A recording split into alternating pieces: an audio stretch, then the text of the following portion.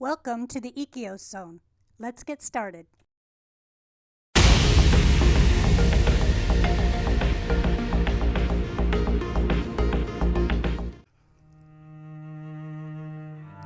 In the midst of the Renaissance, a period marked by cultural rebirth and intellectual fervor, music flourished like never before.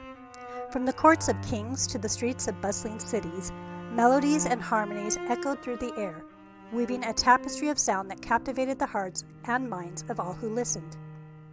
At the heart of Renaissance music were the courts of princes and nobles, where composers and performers vied for patronage and prestige.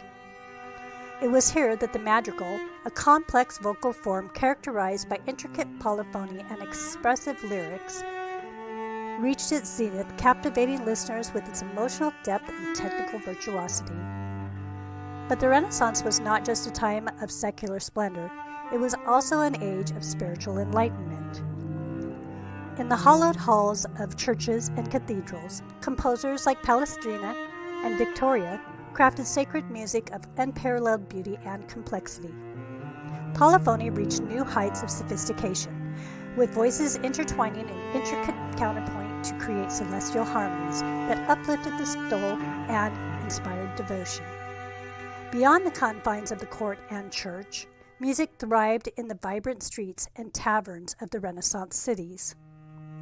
Here, minstrels and troubadours entertained the masses with lively dances and bawdy ballads, their songs reflecting the joys and sorrows of everyday life.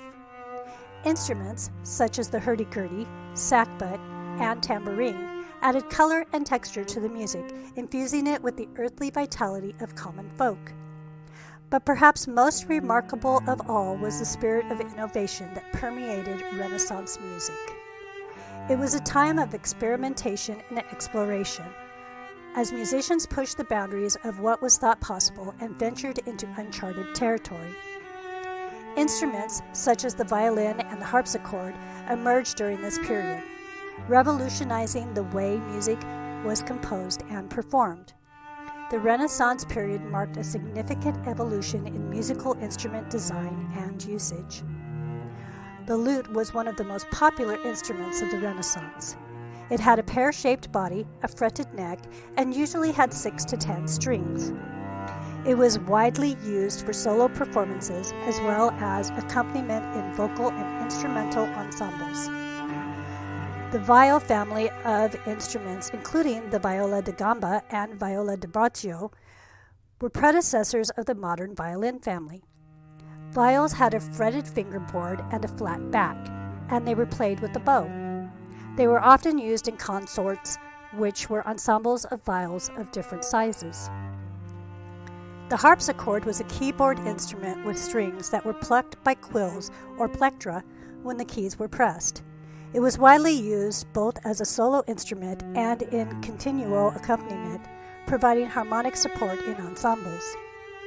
Pipe organs were prominent in church music during the Renaissance. They consisted of multiple ranks of pipes controlled by a keyboard and pedals.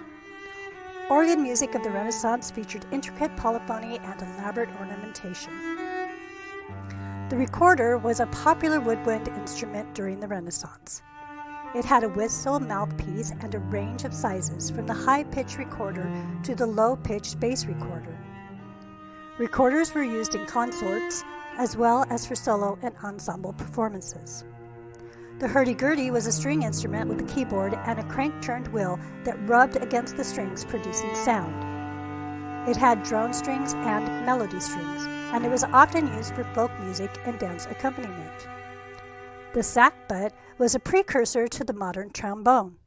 It had a telescoping slide that allowed players to change the length of the instrument's tubing, producing different pitches.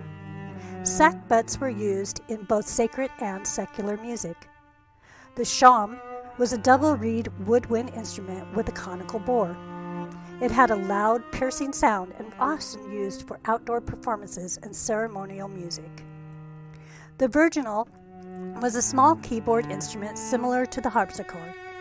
It was popular in domestic settings and was often decorated elaborately with paintings and carvings. These instruments, along with others like the cornetto, crumhorn, and rebec, contributed to the rich tapestry of music in the Renaissance period, spanning sacred and secular genres and ranging from intimate chamber music to grand choral and instrumental compositions. In the salons and academies of the Renaissance, music played a central role in the intellectual and cultural life of the time. It was not merely a form of entertainment, but a means of expression and exploration, a language through which ideas could be conveyed and emotions evoked. And so, as we journey through the chronicles of history, let us not forget the resplendent melodies and harmonies of the Renaissance, for they are a testament to the enduring power of human creativity and the boundless potential of the human spirit.